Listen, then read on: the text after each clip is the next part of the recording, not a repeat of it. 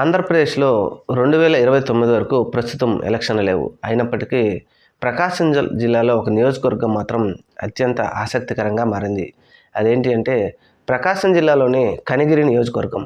ఇప్పుడు వైఎస్ఆర్‌సీపీ పార్టీ గురించి దీని మీద అత్యంత ఆసక్తిగా ఎదురు చూస్తూ ఉన్నారు అందరూ కూడా. ముఖ్యంగా 3 పర్యాయాలుగా జగన్మోహన్ రెడ్డి గారు రెడ్డి సామాజిక వర్గానికి అక్కడ ప్రాతినిధ్యం కల్పించలేదు.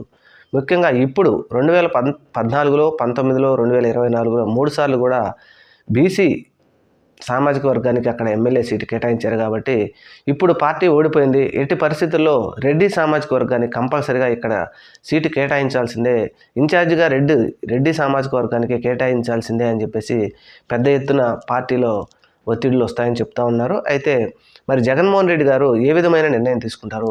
ఖచ్చితంగా రెడ్డి సామాజిక వర్గానికి ఈసారైనా అవకాశం ఇస్తారా, లేదంటే మొండి చేయి చూపిస్తారా అనేది రాబోయే రోజుల్లో చూడాలి.